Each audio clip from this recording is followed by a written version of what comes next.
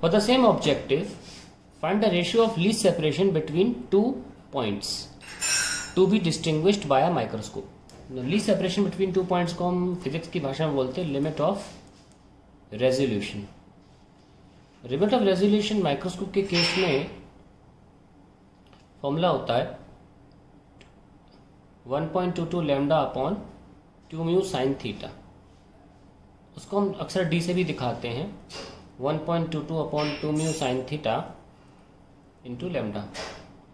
अभी इस एपरेटस में इस क्वेश्चन में कहीं भी हमें म्यू नहीं गिवन है, तो हम इस पार्ट को दोनों के लिए सेम मान के चल सकते हैं कि हमें सिर्फ लैम्डा से मतलब है। तो अगर हम नॉर्मल माइक्रोस्कोप की बात करें, बाय माइक्रोस्कोप ऑफ लाइट यानी कि लाइट माइक्रोस्कोप, तो फॉर लाइट माइक्रोस्कोप की बात करें, जो लाइट 7 रंग होते हैं उनमें से किसी एक रंग को यूज करें, उस माइक्रोस्कोप की बात करें, तो इस पूरे पोर्शन को के मान सकते हैं और लैम्डा दे रखा है 5000 एंगस्ट्रॉम।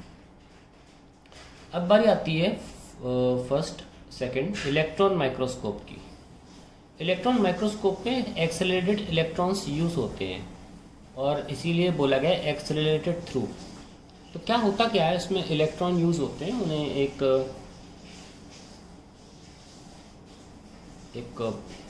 वेरी हाई वोल्टेज से कनेक्ट करते हैं हम फिलामेंट को। वही हाई वोल्टेज 100 वोल्ट दे रखा है। तो ये इतना गर्म हो जाता है फिलामेंट की इलेक्ट्रॉन छोड़ने लगता है अपने सरफेस से, कस के इलेक्ट्रॉन जाता है। ये जो इलेक्ट्रॉन जाता है ये इतनी स्पीड में जाता है कि ये वेव नेचर, पार्टिकल होते हुए भी वेव नेचर एक्वायर कर लेता है।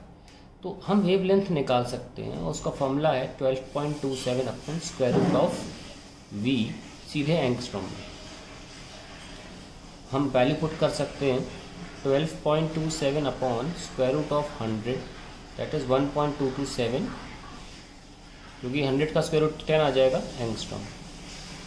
Now we can divide the two. इसमें भी हम लिमिट ऑफ रेजोल्यूशन यानी कि डी को निकाल सकते हैं k टाइम्स ऑफ 1.227 है ना एंगस्ट्रॉम। तो हमारे पास दो चीज़ें आ गई, एक तो लाइट माइक्रोस्कोप का k 5000 टाइम्स और इलेक्ट्रॉन माइक्रोस्कोप का k इंटू 1.227 टाइम्स। तो रेशियो निकालना था, तो लाइट के लिए L लगा लो, इलेक्ट्रॉन के लिए छोटा e। So we have k into 5000 upon k into 1.227। ये कैंसिल, अप्रॉक्सीमेटली ये 4000 जाएगा। इसका मतलब ये होता है कि DL 4000 times of D electron. जानते हैं क्या मतलब हुआ? इसका मतलब ये हुआ कि मान लीजिए दो ऑब्जेक्ट्स जब हम लाइट माइक्रोस्कोप के अंदर देख रहे हैं और उनके बीच की दूरी अगर x है, तो इलेक्ट्रॉन माइक्रोस्कोप में वही दो ऑब्जेक्ट्स x अपॉन 4000 टाइम्स यानी कि और 4000 गुना और पास रख के देखे जाएं तो हमें वही रेजोल्यूशन मिलेगा। यानी कि बहुत पास जब ऑब्जेक्ट्स देखने हो तो इलेक्ट्रॉन माइक्रोस्कोप यूज करना चाहिए। देख लीजिए इलेक्ट्रॉन माइक्रोस्कोप में जो DE है वो क्या है, DL अपॉन 4000 है ना।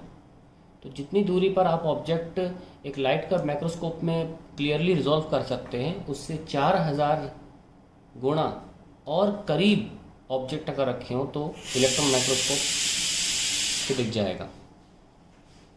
That just proves that electron microscope कितना ज़्यादा बेहतर है इन माइक्रोस्कोप से, इसलिए महंगा भी आता है और तभी यूज़ करते जब इस लेवल की रिजॉल्विंग हमें चाहिए।